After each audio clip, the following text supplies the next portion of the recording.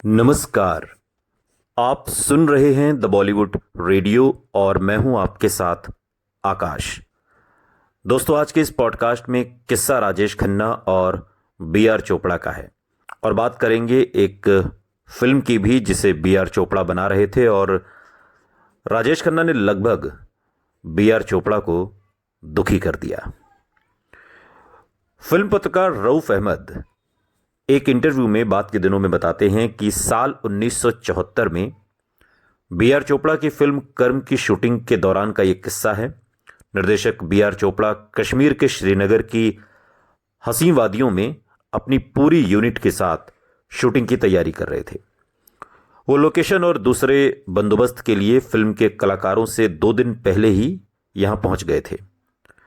Film के hero के रूप में बी आर चोपड़ा ने सुपरस्टार राजेश खन्ना को साइन किया था।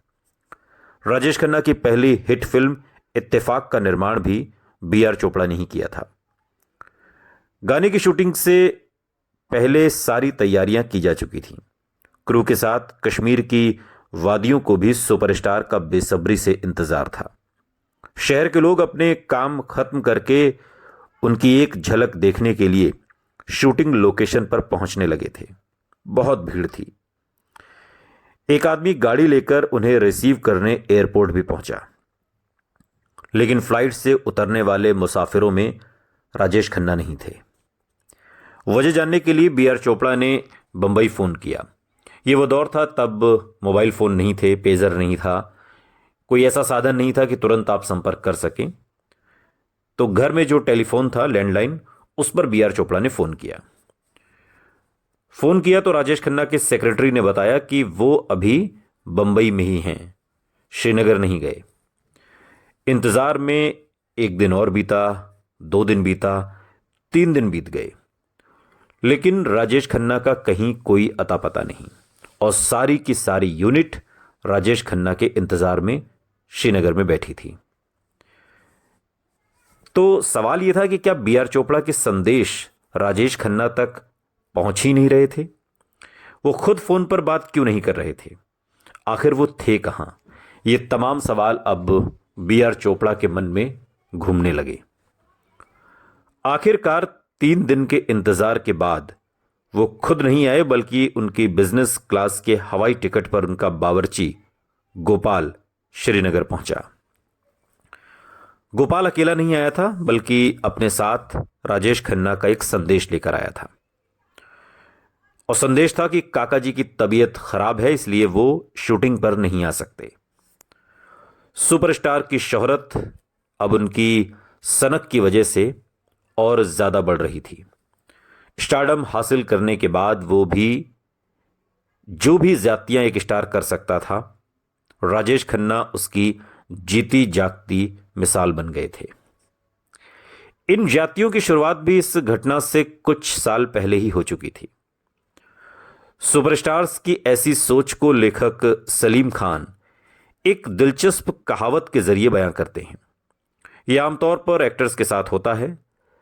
संस्कृत की एक कहावत है जिसका अर्थ है कि जब एक गांव से बैलगाड़ी दूसरे गांव जाती है तो एक कुत्ता है जो धूप से बचने के लिए गाड़ी से नीचे चलता है और गाड़ी के साथ साथ भी वो ऐसा बार बार करता है और कुछ सालों बाद वो सोचने लगता है कि गाड़ी मेरी वजह से चल रही है।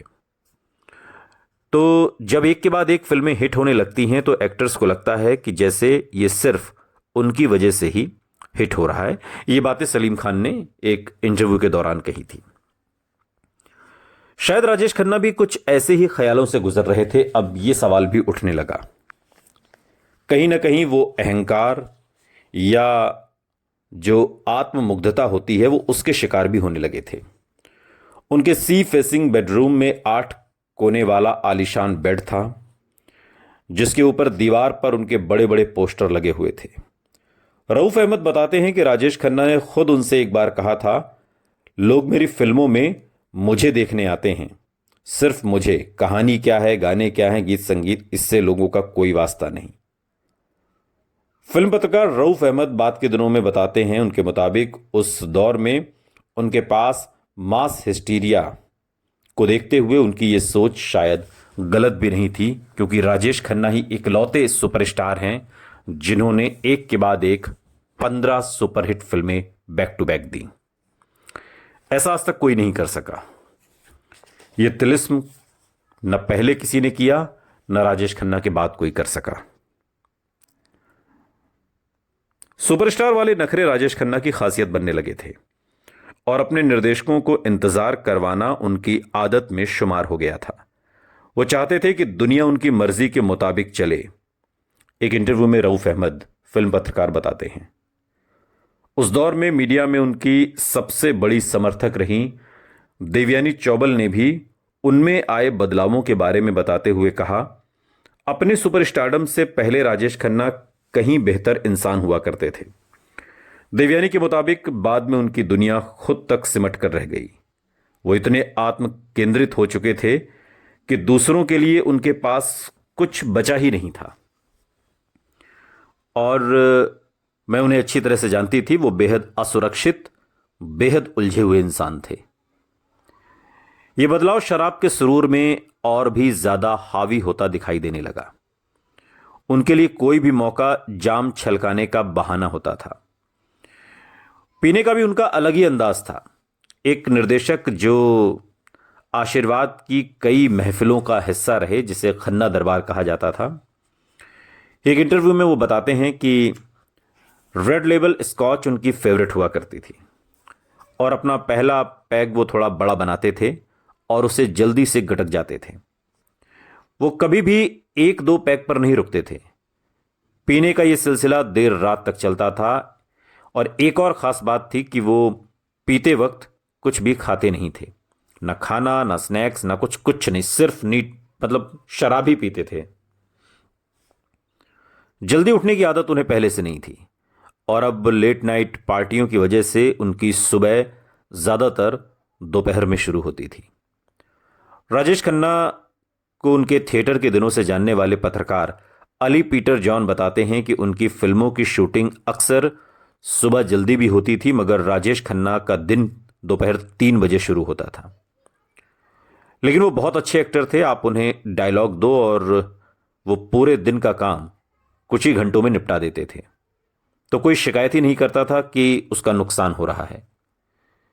सवाल यह है कि क्या ऐसा बर्ताव हर बड़े स्टार का नहीं होता? फिर हमेशा राजेश खन्ना के बारे में ऐसी नेगेटिव बातें क्यों लिखी गई? सुपरस्टारडम के नखरे तो हर बड़ा सितारा दिखाता है। वरिष्ठ फिल्म पत्रकार और निर्देशक खालिद मोहम्मद राजेश खन्ना के बर्ताव को असामान्य नहीं बताते और अपने एक इंटरव्यू में वो कहते हैं कि हम सबने सुना है कि सफलता ने उनका दिमाग खराब कर दिया था, उनका रवैया भी खराब था, लेकिन मुझे लगता है कि ऐसा हर सुपरस्टार के साथ होता है। उन्होंने बस इसे ज्यादा जाहिर कर दिया, मीडिया ने ज्यादा बढ़ा चढ़ाकर लिख दिया। राज कपूर और देवानंद ने खुद को संभाले रखा, लेकिन राजेश खन्ना के चमचों की मंडली ने उन्हें बहुत नुकसान पहुंचाया। लेकिन फिर भी ये असामान्य नहीं था। निर्माता निर्देशक जे ओम प्रकाश बताते हैं कि एक इंटरव्यू में काका की प्रॉब्लम यह थी कि वो बहिर्मुखी नहीं थे, मतलब एक्सट्रोवर्ट नहीं थे, इंट्रोवर्ट थे। वो बहुत कम बोलते थे और अपने आसपास के लोगों को लेकर बहुत शक भी उन्हें रहता था। कोई ज़रा सी बात उन्हें समझाने के लिहाज से भी अगर उनकी इरादों से विपरीत कह दे, उनके ख्यालों से विपरीत कह दे, तो वो उसे नापसंद करते थे। ये उनकी एक आदत में शुमार हो गया था और वो ऐसे लोगों को पसंद नहीं करते थे। और फिल्मों का जो कामयाबी का सिलसिला था वो लगातार जारी था और यही वजह थी कि राजेश खन्ना मीडिया के सबसे पसंदीदा टॉपिक थे। राजेश खन्ना की छींक भी खबर थी और जैसे जैसे उनके टाइम मैनेजमेंट और अहम से जुड़ी बातें बढ़ने लगी, उनके बारे में फिल्म मीडिया में रिपोर्ट्स लगातार नेगेटिव होती गईं।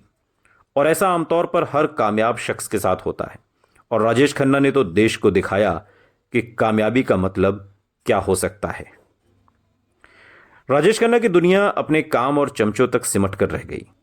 राजेश खन्ना की फिल्मों से जुड़े अहम फैसले भी अक्सर इन चमचों की सलाह से प्रभावित होने लगे। अगर कोई फिल्म बनाना चाहता और उसकी पहुंच राजेश खन्ना तक नहीं है तो उसे इन चमचों से गुजर कर जाना पड़ता था। हालत यह थी कि राजेश खन्ना के सेक्रेटरी रहे उनके दोस्त गुरनाम और ड्राइवर कबीर तक को पूरी फिल्म इंडस्ट्री जानती थी। मगर राजेश खन्ना के साथ कई फिल्में बना चुके वरिष्ठ फिल्मकार जे ओम प्रकाश उनके नखरों की इन कहानियों से इनकार करते हैं और उनकी बिल्कुल अलग तस्वीर पेश करते हैं। एक इंटरव्यू में जे ओम प्रकाश बताते हैं कि मुझे तो कभी काका के दरबार में हाजिरी नहीं लगानी पड़ी, मुझे उनकी डेट्स आराम से मिलती थी। लेकिन राजेश खन्ना के स्वभाव के बारे में बात करते हुए जे ओम प्रकाश ने यह जरूर माना कि राजेश खन्ना शूटिंग पर काफी देर से आते थे। वो कहते हैं कि वो देर से आता था और हम सब उसे मिस्टर लेट के नाम से पुकारते थे, लेकिन इस आदत के बावजूद उसके साथ काम करना बेहद आसान था। वो पूरी तरह तैयारी करके सेट्स पर आता था। वो कमाल का एक्टर था। परेशानी ये थी कि करियर की उन ऊंचाइयों पर भी ऐसी तारीफ करने वाले बहुत कम थे और आलोचना करने वालों की गिनती बहुत ज्यादा थी। शूटिंग के लिए समय पर न पहुंचना एक ऐसा मुद्दा था जो राजेश खन्ना के पूरे करियर के दौरान उनके नाम के साथ लगातार जुड़ा रहा। उन्हें अंदाजा नहीं था कि इस बात ने उनके करियर को कितना नुकसान पहुंचाया। गॉसिप पत्रिकाओं में ये खबरें लगातार आती रहीं कि राजेश खन्ना का मूड नहीं था, इसलिए वो शूटिंग पर नहीं पहुंचे। इन खबरों के मुताबिक कई बार प्रोड्यूसर्स को बड़ा नुकसान भी झेलना पड़ा। उनकी छवि इतनी बिगड़ती जा रही थी कि फिल्म इंडस्ट्री ये मान चुकी थी कि वो अपनी आदतें अब बदल ही नहीं सकते। इसलिए जब तक उनकी फिल्में हिट हो रही हैं उनके इस बर्ताव को झेलना पड़ेगा। अपने बारे में लगातार छपती नेगेटिव खबरों से वो अक्सर बेहद नाराज रहते। फिल्म पत्रकारों को अक्सर उनके इन मूड्स को भी झेलना पड़ता। उस दौर के पत्रकारों के बीच उनका ये बर्ताव राजेश खन्ना ट्रीटमेंट के नाम से मशहूर हो गया था। राजेश खन्ना ट्रीटमेंट। सुनते रहिए द बॉलीवुड रेडियो, सुनता है सारा इंडिया।